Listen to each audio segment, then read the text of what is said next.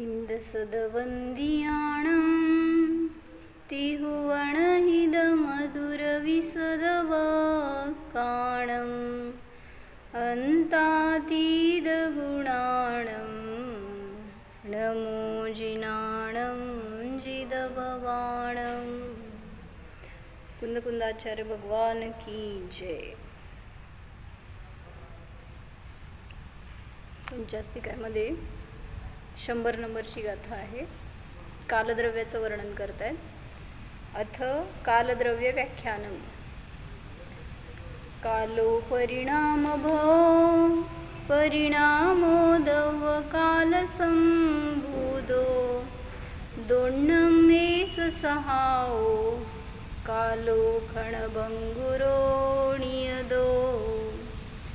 100 नंबरची मिळाली। कालो परिणाम भो, काल परिणामाने उत्पन्न होतो।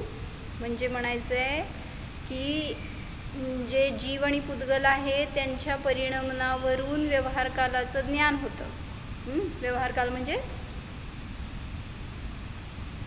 समय, घडी, घंटा हे सगळं व्यवहार काल झालं। निमेष, पल्य, सागर हे सगळं व्यवहार काल झालं।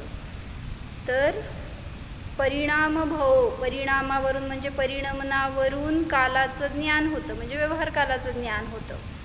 परिणामोदव काल संबुदो, आणि ते परिणमन द्रव्यकालाशिवाय शक्य नाही आहे, म्हणून द्रव्यकालापासून व्यवहार काल उत्पन्न होतो आणि व्यवहार कालाचं ज्ञान जीव पुद्गलाच्या परिणमनावरून होतं। काय समजलं? निश्चय कालाचं तर ज्ञान आपल्याला होणार नाही, कारण ते कालद्रव्य फक्त आहे, म्हणजे काय ते आपल्या ज्ञानाचा काही इंद्रियांचा विषय नाही आहे, पण त्याचं ज्ञान त्याच्या परिणमनावरून होतं। त्याचं परिणमन त्याला व्यवहार काल म्हणायचं। ते पण व्यवहार काल सुद्धा कसं तुम्हाला आयडेंटिफाय होणार, तर जीव पुद्गलाच्या परिणमनावरून। जे काय त्यांनी घेतलंय उदाहरण वर्णिजींनी की तो काटा फिरला, तर पुद्गलाचं परिणमन झालं, त्याच्यावरून तुम्ही म्हणताय 1 समय गेला, 1 मिनिट गेला, 1 तास गेला। ह्या पुद्गलाच्या परिणमनावरून व्यवहार कालाचं ज्ञान होतं, हे सांगायला लागलेत। व्यवहार काल आणि निश्चय कालाचं स्वरूप सांगितलं। काल परिणामाने उत्पन्न होतो, तो परिणाम द्रव्यकालाने उत्पन्न होतो, हा दोहोंचा स्वभाव आहे। काल क्षणभंगूर तसेच नित्य आहे। क्षणभंगूर आहे तो व्यवहार काल आहे, आणि जो नित्य आहे तो निश्चय काल आहे।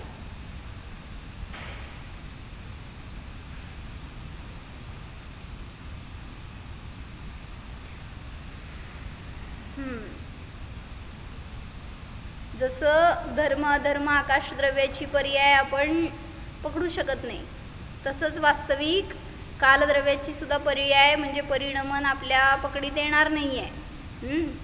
म्हणजे सगळ्या अमूर्तिक द्रव्यांचं ज्ञान करायचं तर जीव पुद्गलाच्या परिणमनावरूनच केलं जाणार। काय समजलं? धर्मद्रव्याचं परिणमन होत आहे कशावरून समजणार? जीव एका स्थानावरून दुसऱ्या स्थानावर गेला तर त्याला मीडिया काहीतरी आहे, कोणीतरी मदत करणारा आहे, याच्यावरून समजतं धर्मद्रव्याचं परिणमन चालू आहे, धर्मद्रव्याचं अस्तित्व आहे। तसंच अधर्मद्रव्याचं, तसंच आकाशद्रव्याचं अस्तित्व कसं जाणीवेत येणार? आकाशद्रव्य आहे, ते परिणमन करतंय, हे कशावरून समजणार? अवधाना देतो त्याच्यावरून। म्हणजे तुम्ही कुठंतरी स्थित आहात, तर ती जागा कोणाची तरी आहे, ती तुम्ही माझी आहे म्हणून बसलाय, पण वास्तविक ती तुमची नाही। ती कोणाची आहे? सासरची तर आहे, माहेरची तर आहे, असं का? नाही, ती कोणाची आहे? आकाशाची आहे, परद्रव्याची आहे, माझी नाही। म्हणून सांगितलं आकाशद्रव्य हे त्याचं अस्तित्व आहे आणि त्याचं परिणमन चालू आहे, ह्याचं ज्ञान होण्यासाठी म्हणून जीव पुद्गलाचा आधार घेतला जातो। काय सांगितलं आम्ही आता की आकाशद्रव्य, धर्मद्रव्य, अधर्मद्रव्य आणि कालद्रव्य अमूर्तिक आहेत। चला, जीवद्रव्य सुद्धा अमूर्तिक आहे, कसं समजणार? जीवद्रव्य आहे हे कसं समजतं? म्हणजे तुम्हाला मूर्तिकाकडूनच दिसणार आहे शेवटी. अमूर्तिकाचं ज्ञान कसं होणार? जे पण अमूर्तिक द्रव्य आहे त्याचं अस्तित्व जाणीवे देण्यासाठी मूर्तिक पुद्गलाचं अवलंबन घेतलं जातं समजवण्यासाठी. ज्याच्या अतिंद्रिय ज्ञानाचा विषय आहे त्याला तर गरजच नाही आहे, पण आपल्याला समजण्यासाठी म्हणून जीव पुद्गलाचं जे काय परिणमन चालू आहे त्याच्यावरून अमूर्तिक द्रव्यांची अस्तित्वाची सिद्धी केली जाते. मग तसंच इथं कालद्रव्य आहे कशावरून सांगितलं? कालद्रव्य आहे तर जीव पुद्गलाच्या परिणमनावरून कालद्रव्याची सिद्धी होते. म्हणजे सांग काय कळलं? काय होतं म्हणून कालद्रव्य सिद्ध होणार? काय होतं म्हणून उदाहरण दे. जसं हे दार आहे, नवीन आहे का जुनं आहे? जुनं आहे. नवीन नव्हतं का? मग हे असंच राहणार आहे का आता? म्हणजे काय सांगितलं? जे काय दृश्य वस्तू आहे त्याच्यावरून समजतं की त्याचं नवीन पर्याय वेळ झाली, जुनी पर्याय उत्पन्न झाली, ही पर्याय नष्ट होऊन काय राख झाली किंवा पुन्हा माती झाली. हे सगळं परिणमन चालू आहे हे दिसतं ना आपल्याला. मग ते कोणाच्या निमित्तात झालं? तर त्याच्यावरून सिद्धी होते काल नावाचं एक द्रव्य आहे. म्हणून अमूर्तिक द्रव्याची सिद्धी करण्यासाठी इंद्रिय विषयाचा वापर म्हणजे निमित्त घेतलं जातं, त्याच्यावरून सिद्धी केली जाते. वाचताय काय? वाचलं होतं का आपण काय ह्याच्यातलं? व्यवहार कालस्य निश्चय कालस्य च स्वरूप आख्यानम एतत्. घे पुस्तक ह्याच्यावर ठेव, तसलं लाल पुस्तक. व्यवहार काल आणि निश्चय कालाच्या स्वरूपाचं हे व्याख्यान आहे. या गाथेमध्ये हे व्याख्यान करतायत अमृतचंद्राचार्यांचं आहे. तत्र क्रमानुपाती समयाख्यः पर्याय्यः व्यवहारकालः तत् आधारभूतं द्रव्यं निश्चयकालः. समय आख्यः असं वाचायचं. ते दोन आख्य म्हणजे शब्द सांगितलेला असं. तेथे क्रमानुपाती म्हणजे क्रमप्राप्त समय नावाचं पर्याय ज्याला व्यवहार काल म्हटलं जातं. समय नावाच्या पर्यायाला व्यवहार काल म्हटलं आणि त्याचा आधारभूत द्रव्य निश्चय काल आहे. व्यवहार काल ही पर्याय आहे आणि त्यामुळं पर्याय आहे तिथं द्रव्य आहे. मग कुठली पर्याय आहे?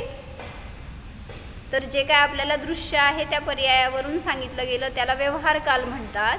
आणि ती पर्याय एखाद्या द्रव्याची आहे, पर्याय क्षणभंगूर आहे पण तिथं द्रव्य निश्चय रूपाने कोणीतरी स्थिर शाश्वत आहे म्हणून सांगितलं त्याचा आधारभूत कोण आहे? तर निश्चय काल आहे. काय समजलं? निश्चय काल द्रव्य हे द्रव्य आहे आणि याची पर्याय परिणमन करून काहीतरी उत्पन्न होतीये तर त्याला म्हणलं व्यवहार काल, त्याला म्हणलं पर्याय, त्याला म्हणलं समय, परिणमन जे काय आहे हे व्यवहार काल आहे.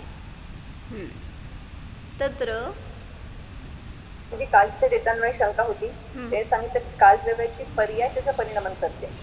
म्हणजे पर्याय घेतलं तर काल द्रव्य परिणमन करतं असं घेतलं नव्हतं. असंख्या द्रव्यांचं वगैरे होतं काल आपण मोक्षशास्त्रामध्ये वाचलं होतं.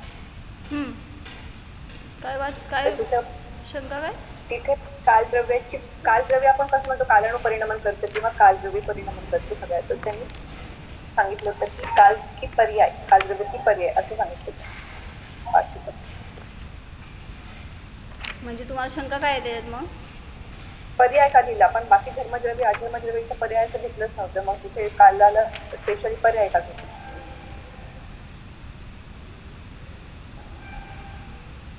एक समय में अनंत पदार्थों की परिणति पर्याय जो अनंत संख्या में है उसके एक कालाणु की पर्याय निमित्त होती है. बरोबर है. इस अपेक्षा से एक कालाणु को उपचार से अनंत कहा जाता है. कालाणूची पर्याय असं त्यांनी म्हटलं. कालद्रव्य म्हणजेच कालाणूचं परिणमनच तुमच्या याच्यात निमित्त आहे ना.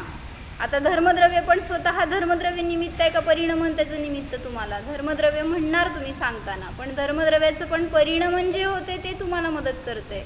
तसंच कालद्रव्याचं पण परिणमन, द्रव्य तर निष्क्रिय आहे म्हणतो आपण, ते काय करणार आहे? मग त्याचं पण परिणमन चालू आहे त्याच्या निमित्तात. म्हणूनच म्हटलं होतं मध्ये एकदा उदाहरण दिलं होतं मी. कालद्रव्य आहे त्याचं परिणमन ते स्वयं करते आणि तुम्ही जेव्हा त्याच्या क्षेत्रात गेलाय ना तर त्या क्षेत्रात असताना तिथला कालाणू तुमच्या परिणमनामध्ये निमित्त ठरला असं म्हटलं जातं। उदाहरण काय दिलं तर मी चाक फिरते, गाडीचं चाक तुमच्या फिरते आणि त्या चाकामध्ये एखादं काय कापड कागद अडकलं, सांगा त्या कागदाला कोण फिरवतंय? ते स्वयं फिरतंय, चाक फिरवतंय का कालद्रव्य फिरवतंय? कालद्रव्य। मग चाक फिरवत नाही का? ते स्वयं फिरत नाही का?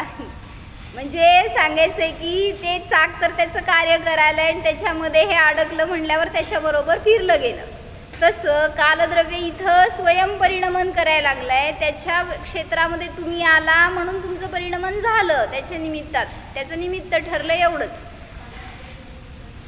थांब जरा हे ऐक पहिल्यांदा काय सांगितलंय, काय समजलं इथं?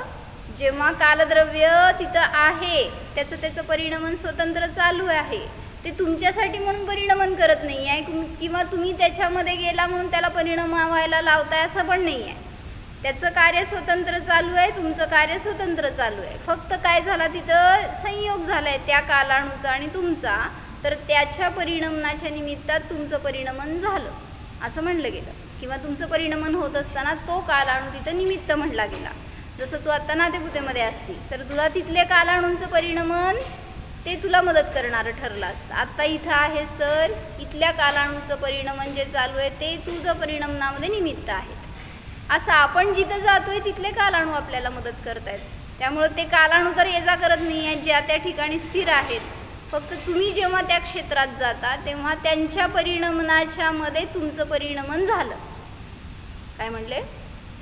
उपादान तुमचं आहे, निमित्त रूपाने चर्चा चालू आहे की ते कालाणू जिथले तिथले तुम्ही तिथं गेल्यावर ते तुमच्या परिणमनात निमित्त ठरतात। ओके, डिस्टर्ब आहे अजून? म्हणजे द्रव्य मदत करतं असं नाही, तर पर्यायामध्येच कार्य दिसून येतं म्हणून चांगली आहे शंका। म्हणजे कालद्रव्य मदत करते का कालाचं परिणमन? तुमचं जे काय परिणमन चालू आहे त्याच्यामध्ये त्या कालद्रव्याचं परिणमन स्वयं चालू आहे, ते तुम्हाला निमित्त ठरलं तुमच्या परिणमनामध्ये असं म्हणायचं। आपण आता परस्परोपग्रह जीवानाम लावतो, अर्थ सांगा माहिती आहे? कुठं तर लिहिलेलं असतं, कुठं लिहिलेलं असतं? सहाय्यक आहेत किंवा निमित्त आहेत असंच आहे परस्पराला। किती सूत्र आहे? ऍक्च्युअली ते उपकार करतात असं नाही सूत्र आहे सांगा।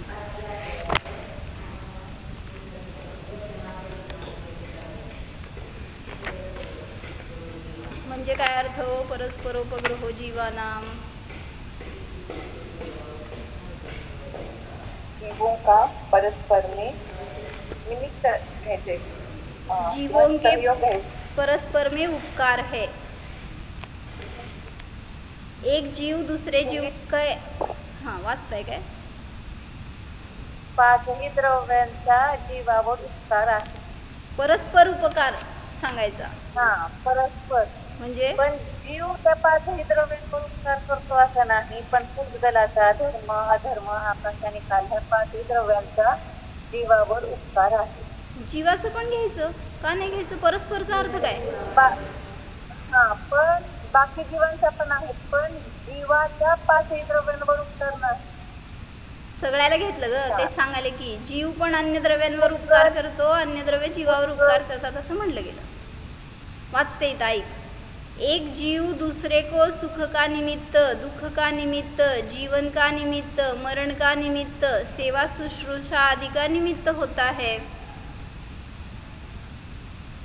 दुख और मरण के साथ भी उसका संबंध है, किंतु उसका अर्थ भला करना नहीं होता, किंतु निमित्त मात्र है ऐसा समझना चाहिए। लय मोठं विस्तार आहे, राहू देत। म्हणजे काय सांगायचं आहे मला? सगळे द्रव्य एकमेकांवर उपकार करतात असं सांगायचं आहे अर्थ।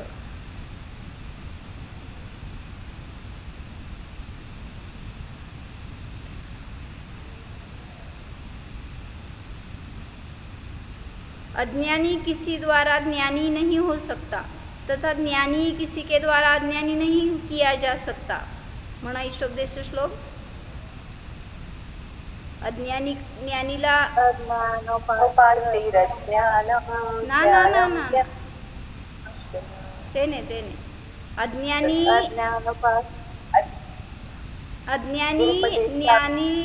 ज्ञानीला अज्ञानी करू शकत नाही, अज्ञानीला ज्ञानी करू शकत नाही.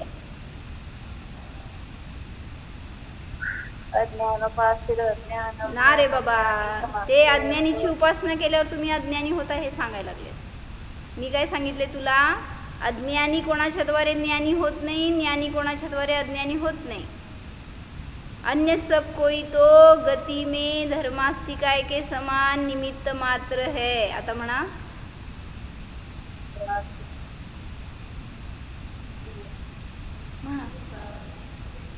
विज्ञो ज्ञान्यत्व माया. थांबा थांबा थांबा थांबा. नाज्ञो मायाती विज्ञो ज्ञान्यत्व मृच्छति निमित्त मात्र मन्यस्तु गते धर्मास्तिकाय वर्ताय. शुद्ध कसं म्हणायचं? नाज्ञो विज्ञत्व मायाती विज्ञो नाज्ञत्व मृच्छति निमित्त मात्र मन्यस्तु गतेर धर्मास्तिकायवत. म्हणजे काय सांगितलं? अज्ञ विज्ञ होत नाही, विज्ञ अज्ञ होत नाही. विज्ञ म्हणजे ज्ञानी.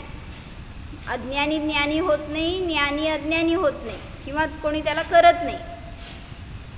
सगळे जे काय आहेत ते धर्मास्तिकायाप्रमाणे निमित्त आहे. जसं तुम्हाला गुरु भेटले, शास्त्र भेटलं, आज श्रुतपंचमी भेटली, आजच्या दिवशी तुम्ही श्रुताला उघडलं आणि वाचलं, काय झालं? ज्ञान प्राप्त झालं. कोणी दिलं ज्ञान? निमित्त. हे सगळं निमित्त आहे, त्यांनी दिलं असं नाही. जर दिलं म्हटलं तर हे तर सगळ्यांजवळ आहे. सगळेजण ज्ञानी व्हायला पाहिजेत, सगळे सर्वज्ञ व्हायला पाहिजेत. गुरूंनी ज्ञान सगळ्यांना दिलं, सगळे सम्यक दृष्टी व्हायला पाहिजेत, सगळे मोक्षाला जायला पाहिजेत. त्या समोशरणामध्ये भगवंतांनी सगळ्यांवर उपकार केला, पण सगळ्या जीवांचा का नाही उपकार झाला? म्हणून तिथं फक्त निमित्त मात्रे असतात, एवढं सांगायचं आहे. कोणी विज्ञ जीव अज्ञ होत नाही, अज्ञ जीव विज्ञ होत नाही. दीदी मला चूक समजून घ्यायची होती. श्लोक मध्ये काय म्हणताना काय चुकलं होतं? तुम्ही म्हणा. नाज्ञो विज्ञत्व मायाती विज्ञो ज्ञान्यत्व मृच्छति. हां, इथं चुकला तुम्ही. विज्ञो ज्ञान्यत्व काय तर म्हटलात ना? अज्ञत्व न अज्ञत्व. हां, ते तिथं म्हणताना तुमचं काहीतरी ज्ञा झालं आणि ज्ञ झालं, असं काहीतरी झालं होतं, म्हणून मला ते वाटलं. तर काय झालं पुढं? सगळे धर्मास्तिकायाप्रमाणे निमित्त मात्र असतात. जब जीव और पुद्गल स्वयं गति करे उस समय धर्मास्तिकाय को निमित्त मात्र कारण कहा जाता है. उसी प्रकार जिस समय शिष्य स्वयं अपनी योग्यता से ज्ञानी होता है तो उस समय गुरु को निमित्त मात्र कहा जाता है. काय सांगितलं नक्की? माझ्याकडं जेव्हा मला ज्ञान झालं त्यावेळेस ते गुरु मायासाठी निमित्त आहे. तुला ज्ञान झालं, कोण निमित्त? मी. तुझं ज्ञान गुण कारण आहे, तुझं परिणामद्वारे तुला निमित्त आहे. उसी प्रकार जीव जिस समय मिथ्यात्व रागादि रूप परिणमता है उस समय कोण निमित्त आहे हो? जेव्हा जीवाचं रागद्वेष परिणमन चालू आहे त्यावेळेस निमित्त कोण? तुला राग आला, निमित्त कोण? मी. म्हण बघू. उस समय द्रव्य कर्म और नो कर्म आदि को निमित्त मात्र कहा जाता है जो कि उपचार कारण है. उपादान स्वयं अपनी योग्यता से जिस समय कार्य रूप परिणमता है तो ही उपस्थित क्षेत्र काल संयोग आदि में निमित्त कारण बने का उपचार किया जाता है. जेव्हा तुमच्यामध्ये कार्यरूपाने परिणमन झालं त्यावेळेस तिथं असणारं जे कोणी असेल संयोग त्याला निमित्त म्हटलं जातं. तसंच इथं सांगितलं तुमचं कार्य झालंय तर या ठिकाणी असणारा कालद्रव्य निमित्त म्हटलं जातो. जर तुम्ही इथून इथं गेला तर इथलं कालद्रव्य निमित्त म्हटलं जातं. असं फक्त थोडासा फरक करायचा. म्हणजे कार्य होत असताना ज्याच्यावर अनुकूलतेचा आरोप येतो त्याला म्हणायचं निमित्त. काय म्हणले? निमित्त कशाला म्हणायचं आणि उपादान कशाला म्हणायचं? परवा आलं होतं ना आपलं. उपादान म्हणजे कार्याचा करता जो स्वयं आहे, जी सहज शक्ती आहे, त्याला म्हणलं उपादान. पण निमित्त कशाला म्हणायचं? जो कार्य रूप नहीं परिणमता लेकिन कार्य के होने में जिसकी उपस्थित जिस पर अनुकूल होने का आरोप आता है, ऐसे निमित्त. हां, स्वयं कार्यरूप परिणमन होत नाही पण कार्य होत असताना ज्याच्यावर अनुकूलतेचा आरोप येतो त्याला म्हणायचं निमित्त। ऐसा किसी को कभी नहीं हो सकता कि द्रव्य की जिस समय जैसा परिणमन करने की योग्यता हो उस समय उसके अनुकूल निमित्त न हो और उसका उस रूप परिणमन होना रुक जावे, अथवा किसी क्षेत्र काल संयोग की बाट देखना पड़े, अथवा निमित्त को जुटाना पड़े, ऐसा निमित्त नैमित्तिक संबंध का स्वरूप नहीं है। काय कळलं? असं होणार नाही कधी की तुमचं आत्ता कार्य व्हायला आहे आणि तुम्हाला जाऊन गोळा करून निमित्त आणायची आहेत। जसं धंदा सुरू करायचा आहे, काय करावं लागणार? पैसा गोळा करावा लागणार, मग आणत नाही का तुम्ही जोडून जोडून मग तुम्ही कार्य करता की नाही? समजून घ्यायचं की ज्या समयाला ते मिळणार आहे ना पैसा, तुम्हाला कितीही कष्ट केला तरी गोळा करायचा प्रयत्न केला तरी त्यावेळेस नाही मिळणार, पण आज मिळायचं होतं तर ते सगळे अनुकूल सहज मिळाले तुम्हाला, म्हणून त्यावेळेस कार्य होणार नव्हतं हे समजून घ्यायचं, किंवा त्यावेळेस जे कार्य चालू आहे त्या अनुकूलच परिणमन चालू आहे निमित्ताचं, म्हणून तिथं जे कार्य जेव्हा होणार तेव्हा ते सगळे निमित्त अनुकूल सहज मिळतात, त्यांची वाट बघावी लागत नाही। उपादान के परिणमन में सर्व प्रकार का निमित्त अप्रेरक है, म्हणजे निमित्त प्रेरक नसतं, हे सगळं बघितलं होतं आपण। कशासाठी बघितलं हे? परस्पर उपग्रह जीवानाम ह्याच्यासाठी, म्हणजे सगळे द्रव्य एकमेकाला उपकार करतात, तसं आपण धर्मद्रव्याचे उपकार करतो, अज्ञानावरती उपकार करतो, असं कसं ते जरा कालांवरती उपकार करतो, आकाशावरती उपकार करतो। सुख दुःख जीवित मरणोपग्रहाश्च हे सगळं झालं होतं। पुद्गल का जीव की साथ का निमित्त नैमित्तिक संबंध सांगितलं होतं।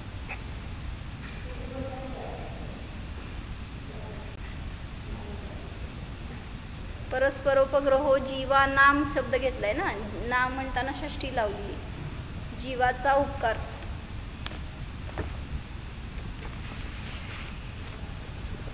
हे परस्पर उपकार आहे।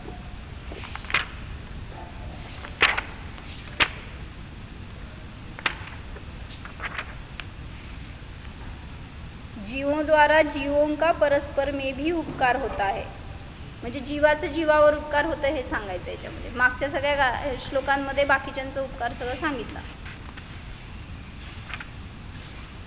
पुढं सांगणार ते कालाचा उपकार सांगितला, वर्तनाम परिणाम क्रिया परत्व हे सगळं कालाचा उपकार सांगितला, जीवाचा जीवावर उपकार सांगितला।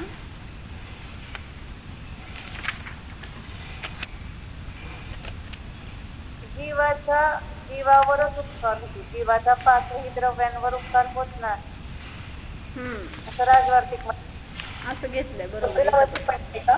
पुद्गलावरती पण नाही होऊ शकत आपण, मग एखादी वस्तू करतो वगैरे तेच नाही। पुद्गल कृत उपकार म्हणलं जातंय, पुद्गलावर उपकार काय म्हणणार? पुद्गलाचा जीवावर उपकार आहे, पण जीवाचा पुद्गलावर काही उपकार नाही। म्हणजे जीव स्वार्थी आहे, जीव कोणावर उपकार करत नाही, सगळ्यांचं भोगतो पण कोणाला मदत करत नाही, असं कोणाला उपकार करत नाही। इथलं वाचते, जीवों द्वारा जीवों का परस्पर में भी उपकार होता है। किती आहे? 204 पाने बघ अर्थप्रकाशिका। स्वामी अपने सेवक का धन आदि देकर उपकार करता है, सेवक अपने स्वामी का हित करके अहित का निषेध करके उपकार करता है। दोनों लोगों के सुधारने रूप फल को देने वाला उपदेश देकर तथा उपदेश के अनुकूल आचरण कराकर आचार्य अपने शिष्य का उपकार करता है, और शिष्य अपने आचार्य के अनुकूल प्रवृत्ती करके आचार्य का उपकार करता है। म्हणजे जीवांचं जीवावर उपकार कसं होतो हे सांगितलं याच्यामध्ये। तुमच्या म्हणल्यासारखं जीव अन्य कुठल्या द्रव्यांवर उपकार करत नाही, अन्य सगळे द्रव्य जीवावर उपकार करतात। जीवाचं पुण्य म्हणायचं का? सगळं जीवावर चालू आहे म्हणून, बाकी कुठल्या द्रव्यांना कशाची अपेक्षा नाही। सगळे द्रव्य तर स्वतःमध्ये परिणमन करतायत, त्यांना त्यांच्या अन्य कोणाची अपेक्षा गरज नाही, पण जीवाला सांगितलं सगळ्यांचं मदत लागते, त्याच्याशिवाय काम करत नाही, असा जीव स्वार्थी असतो। सगळे या मला मदत करा, मी कोणाला मदत करणार नाही। त्यांना निरपेक्षताच आहे, त्यांना काय गरजच नाही आहे जीवाची. ते जीवाशिवाय सुद्धा राहू शकतात, पण तुम्ही त्याच्याशिवाय राहू शकत नाही, बाकीच्या सगळ्या द्रव्यांशिवाय, त्यांच्या निमित्ताशिवाय. असं तर म्हणून सांगितलं कालद्रव्य काय करतं, तुमच्या परिणमनामध्ये निमित्त ठरतं. करता नाही आहे, फक्त निमित्त आहे. पुढं अत्र व्यवहारकालः निश्चयकाल पर्यायरूपः अपि जीवपुद्गलानां परिणामेन अवच्छिद्यमानत्वात् परिणामभावो काय काय तत्परिणामभाव. तुमचा आवाज डिस्टर्ब होतोय, थांबा मी वाचते. तत्र व्यवहारकालः निश्चयकाल पर्यायरूपः अपि. मिळालं का तुला? 100 गाथ्याची टीका आहे. किती पान आहे तुमचं? हां, त्याची दुसरी तिसरी वाक्य आहे बघ. तत्र व्यवहारकालः निश्चयकाल पर्यायरूपः अपि जीवपुद्गलानां परिणामेन अवच्छिद्यमानत्वात् तत्परिणामभवः इति उपगीयते. जीवपुद्गलानां परिणामः तु बहिरंगनिमित्तभूत द्रव्यकालसद्भावे सति संभूतत्वात् द्रव्यकालसंभूतः इति अभिधीयते. मिळालं? पुढे तर काय सांगितलं तेथे, व्यवहारकाल निश्चयकालाची पर्यायरूप असून सुद्धा, व्यवहारकाल म्हणजे काय आहे, निश्चयकालाचं परिणमन आहे. पर्यायरूप असून सुद्धा जीवपुद्गलांच्या परिणमनाने अवच्छिद्यमानत्वात म्हणजे ज्ञात होत असल्यामुळे, जीवपुद्गलाच्या परिणामाने ज्ञात होतो, म्हणून त्यास परिणामभवः इति उपगीयते. परिणामाने उत्पन्न होतो असं म्हणलं जातं. काय कळलं? म्हणजे निश्चय काळाचं पर्याय म्हणजे व्यवहार काल आहे, पण तो व्यवहार काल जीवपुद्गलाच्या परिणामाशिवाय सुद्धा ज्ञात होत नाही. म्हणून त्यास परिणामभव जीवपुद्गलाच्या परिणामाने निष्पन्न होतो असे म्हणण्यात येते. जीवपुद्गलांचं परिणमन देखील बहिरंग निमित्तभूत द्रव्यकालाच्या सद्भाव असताना उत्पन्न होत असल्यामुळे द्रव्यकालापासून उत्पन्न होतं असं म्हणलं जातं. म्हणजे जीवपुद्गलाचं परिणमन कोणामुळं झालं म्हणलं? मुळं नाही, म्हणजे कोणाच्या सद्भावात झालं म्हणलं? जीवपुद्गलाचं परिणमन कोणाच्या सद्भावात झालं?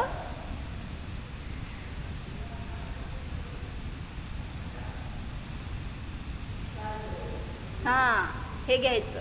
काय? द्रव्यकालाच्या सद्भावात जीवपुद्गलाचं परिणमन झालं आणि ते परिणमन झालेलं व्यवहार काल रूपाने जाणलं गेलं.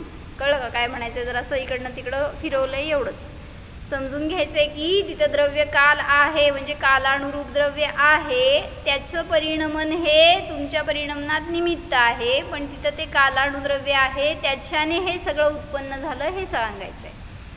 द्रव्य कालाणू नसेल तर कार्य होणार नाही. इथलं मराठी वाचते. त्यापैकी व्यवहार काल हा निश्चय कालाचा पर्याय रूप असूनही जीवपुद्गलाच्या परिणमनाने ज्ञात होतो, म्हणून त्यास परिणामभव असे म्हणण्यात येते.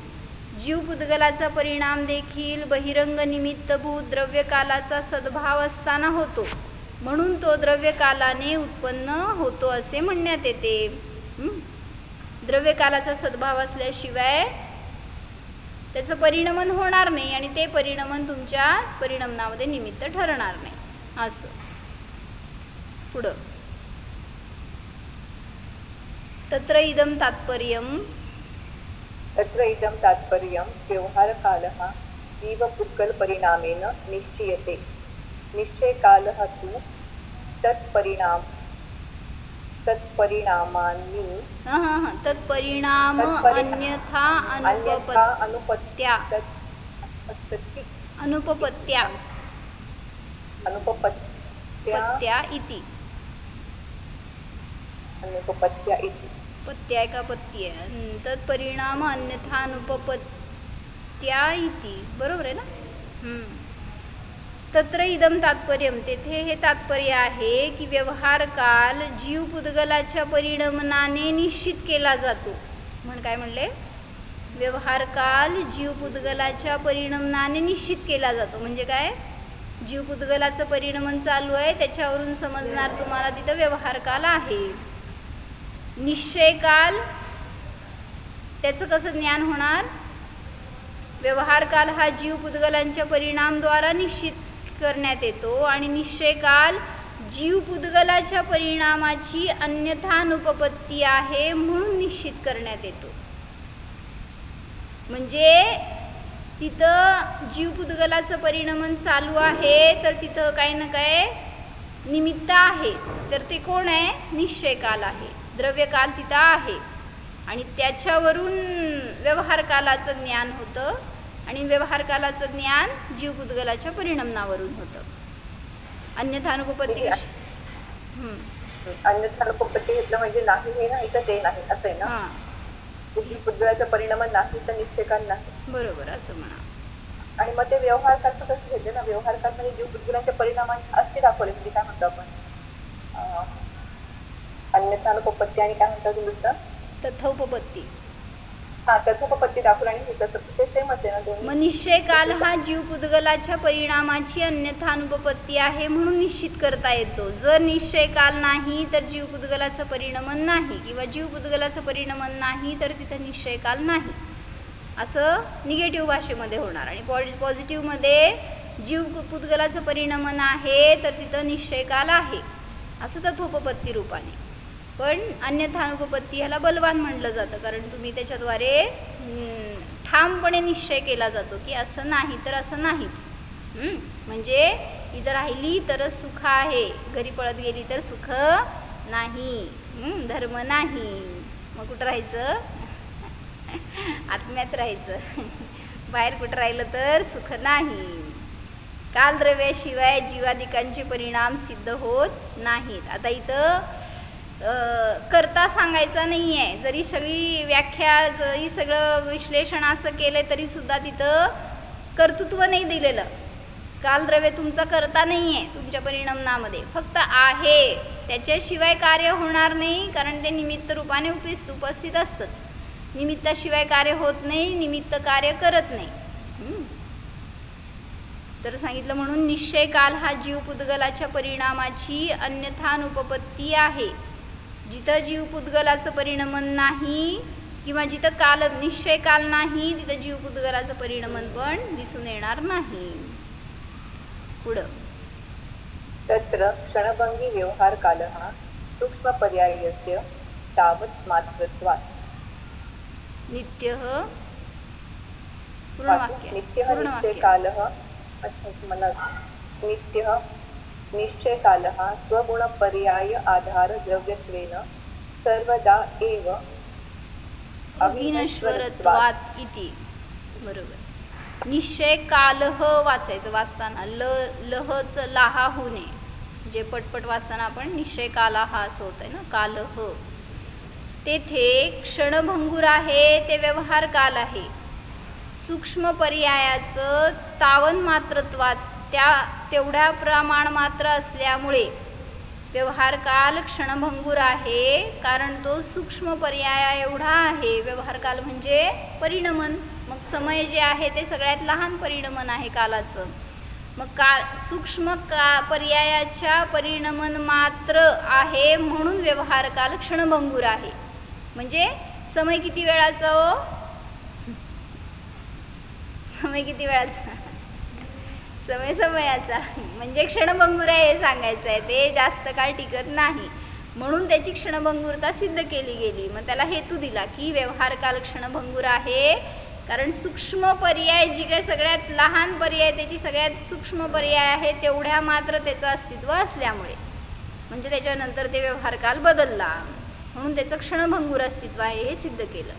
पुढं निश्चय कालः नित्यः, निश्चय काल नित्य आहे का, लिहि असं वाक्य काय सांगायचं, अनुमान वाक्य केलंय हे. व्यवहार काल क्षणभंगूर आहे कारण सूक्ष्म पर्याय मात्र त्याचं अस्तित्व आहे. निश्चय काल नित्य आहे कारण गुणपर्याय आधारभूत द्रव्याचे अविनाशी. हां. त्याच्या गुणपर्याय उत्पाद्य म्हणू शकतो ना त्याला. स्वगुण पर्यायांच्या आधार रूपाने ते द्रव्य सर्वदाच अविनश्वर असते म्हणून काय लिहिलं? निश्चयकाल नित्य असते का? कारण स्वतःच्या गुणपर्यायाचा आधाररूप ते द्रव्य सर्वदा अविनश्वर असल्यामुळे म्हणून त्याला नित्य आहे म्हणलं. इथलं वाचते. निश्चयकाल हा नित्य आहे कारण तो आपल्या गुणपर्यायांना आधारभूतपणाने सदैवच अविनश्वर आहे. कुठलंही द्रव्य असतं ते अविनश्वर असतं, त्याच्यामध्ये त्याचा नाश होत नाही. मग हे सगळं समजून काय फायदा? कालद्रव्याचं परिणमन सुद्धा त्याच्या आधाररूप द्रव्य आहे म्हणून परिणमन चालू आहे. तसं माझं परिणमन चालू आहे तर तिथं काहीतरी माझं आधाररूप द्रव्य आहे. मग त्या द्रव्याचा अनुभव करायचा आहे. आपण काय करतोय? सगळं पर्यायाकडे पाहतोय, परिणामाकडूनच जाण्याचा प्रयत्न करतोय. काय? तुम्ही रागी द्वेषी आहात, तुम्ही मोही आहात, ते सर्वज्ञ आहेत, ते वितरागी आहेत, हे सगळे पर्यायाकडून पाहताय. पण पर्यायाच्या आधाराने त्या द्रव्याकडे जायचंय तर उपयोग त्याचं समजून. नाही तर परिणामामध्येच राहिलो तर आपल्याला रागद्वेष होतील. म्हणजे हा वाईट आहे, तो चांगला आहे, हा माझा आहे, तो परका आहे, हे काय झालं?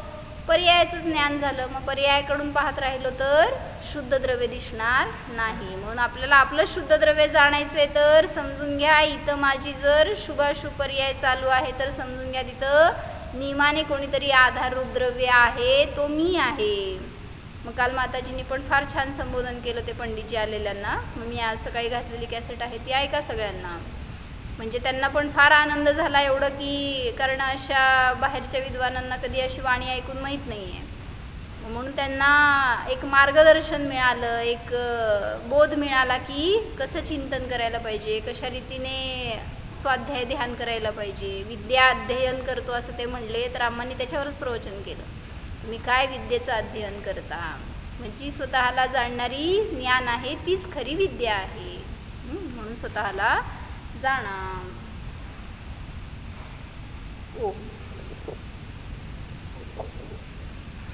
जाणा हा मी अनंत ज्ञान स्वरूप शुद्ध जीव आहे. माझ्या परिणमनासाठी मला परद्रव्याची आवश्यकता नाहीच. शुभ शुभ भाव हा माझा स्वभाव नाहीच. मी जीव शुद्ध पर्याय रूप देखील नाही अनुभवा. मी तर नित्य आहे, ध्रुव आहे, आनंद स्वरूप आहे. जाणा मी आहेच.